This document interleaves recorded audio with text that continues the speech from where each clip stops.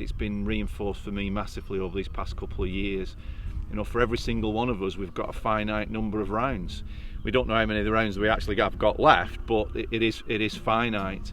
And I think when you actually stop and appreciate, and it doesn't have to be somewhere as stunning as this on a beautiful day. It can be anywhere. You know, the fortunate thing for most of us who play golf is that we get a chance to walk on wonderful territory. But because we're so much in our heads most of the time, we're so much about what we should be doing and where we should be. And I call it playing golf, playing this for that. I'll play, if I play well today, it'll get me something in the future. It'll make me feel better. It'll feel better. Give in me the a future. reward. You know, and that goes from trying to get your handicap down to guys on tour. Yeah. And actually, what about the only day that you've got even the slightest amount of control over is this one. Yeah. So when you begin with that premise of actually, I'm just grateful for this opportunity. I'm grateful for this chance to play today, and connect back to that.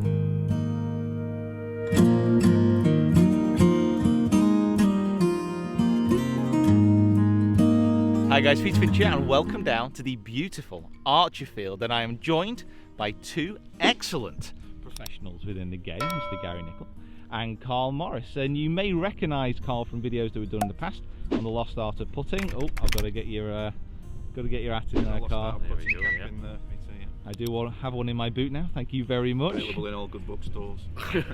Well, the captains as well. Yeah, both. On sale. We're working on that. Yeah, we're working on that. Front counter in Waterstones. You can pick them up. And I'm down here today because you guys have got another book coming out. So Gary, what's the new book? The new book is called The Lost Art of Playing Golf. Which is, I'm hoping, because I really enjoyed the first one, along the same lines as The Lost Art of Putting. Very much so, yeah. It's very much about, well, the first book was about creating putts. This book's very much about creating shots and playing golf and having fun on the golf course, essentially. Having fun on the course. What a wonderful concept to have. That is, we put that novel idea forward in the book that this game can be fun. Yeah. And the other novel idea that we put forward in the book is that if you want to become a better golfer, it might just be a good idea to spend a little bit more time on the golf course. Enjoyment on the golf course. Yeah. There's fiction and non-fiction. We'll let you decide. So the first thing they were chatting about is the most important question. Who wants to take the most important question on? It feels like a lot of responsibility this early in the video. I'll go for it. I'm feeling brave. Gary, I like it. Yeah. So what is the most important shot? I beg your pardon. What is the most important question? Spoilers. Exactly. Yeah. What is the most important question? Well, we would say the most important question is, what is the shot here? So until you know what the shot is, how do you know what you're going to do?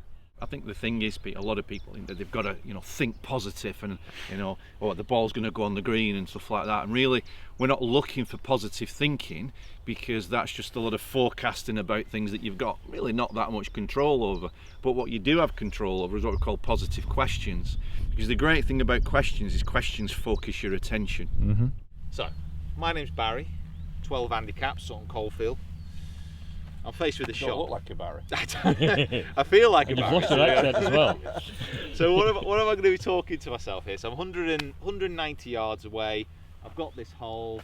I'm on here. I'm focusing on my swing, which obviously shouldn't be doing. How do I then switch from that to something which is a little bit first more... of all, just to talk about that, the problem with that, Pete, is that if you're working on your swing, what swing is that for? Is it for high? Is it for low? Is it for right, left to right? So, it's cart before the horse.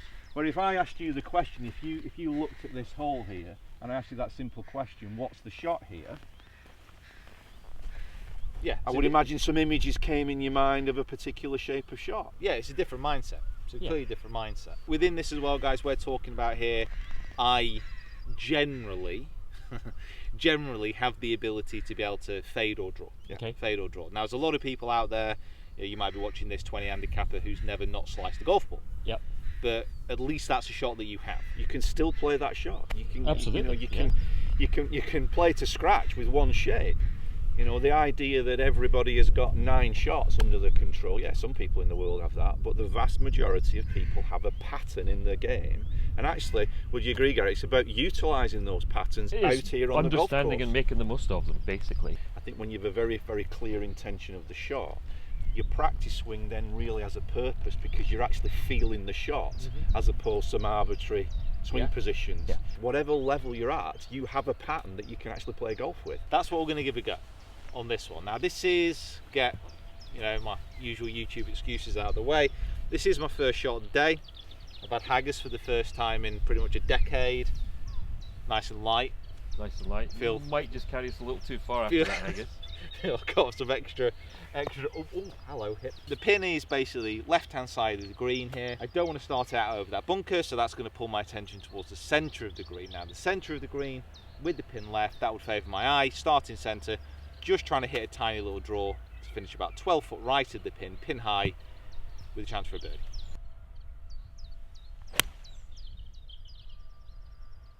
Oh, stayed straight, not drawing. So it's a decent strike. I mean, a complete lack of information coming from my caddy there, Gary, to be honest, about the wind, but it's all right, we'll let it pass. I always blame something. Absolutely, especially the caddy. Even if you don't have one, blame the caddy. Yeah, that imaginary caddy you're carrying around. I think it's a good example, though, Pete, that what we're talking about here. Asking good questions. Is it going to guarantee a good shot? Absolutely not. But one thing that we stress throughout the work that we do is that when you can actually set up over the ball and you've given yourself the best possible chance, you've asked good questions, you've created good feels, it's much easier to actually then accept the outcome. Because from the best player in the world downwards, nobody's got complete control over the golf ball all the time. No, but what you could have control over is your input before the shot, and you could also have control over your reaction after the shot has gone. Holy moly. This is the 5th hole here on the Fidra, and just look at those views. Wow, that is absolutely stunning. And as a seamless segue, not quite so stunning, slightly less stunning, into the next subject we're talking about. Now this is, I'm not really going to say too much on this one, but this is gratitude, and it's something which actually, once you think about it, once you actually assess it and kind of get it in your head about being grateful, it can change your whole concept really on what you're doing in golf. Certainly it changes mine a lot. Not just golf. I think the way you look at pretty much everything in life, if you understand that we can be or should be eternally grateful for the opportunities that we are provided with, especially on a beautiful day in a beautiful setting just like this. Amazing, isn't it? And I think there's also it's kind of a reverse psychology on yourself really, Pete, because most people think if I play good I'll feel good. The problem is that you might be waiting for quite a while. Whereas we sort of switched that around and said, well, why not decide you're going to feel good regardless? Because when you're feeling good, to actually step on the golf tee and appreciative of what you've got, you're actually in an optimal state to get the best out of yourself that day. It doesn't mean you're guaranteed to play well, but you're giving yourself a heck of a chance. And the science on gratitude, forget golf, as Gary said, science on gratitude is very, very strong, that actually gratitude is very, very good for us. And it's so easy to be focused, putting your attention on all the things that you think you haven't got or the things that are wrong, but actually just being connected to that sense of, do you know what, I'm pretty lucky to be in a place like this on a day like today.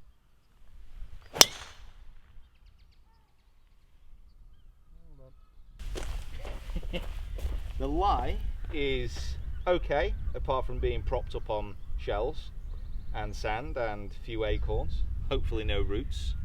If you see me suddenly screaming for a moment, you know why. But obviously now I've got a tree in the way, so I'm going to have to curve it around. So that is then going to dictate a lot about my setup and a lot about the shot. Now, because of the lie, I do want to put this ball a little bit further back in my stance. I just want to catch it cleanly rather than catching any of it behind, because it is sandy. It's just going to get between, clubbing the ball very quickly. So that's going to go further back. So that's going to move my swing a little bit more to the right if I'm coming from the inside. So I know that I'm going to be swinging out to the right more than usual, so I'm not going to aim crazy off to this side. So I'm just going to be aiming kind of 3 or 4 yards, well, a couple of yards just to the right of that tree, closing the club face so I know it's going to be shut to my path, which is travelling out to the right, and then just imagining that curve to get it round to the right hand side. It all sounds so sensible. It's a great shade. Go.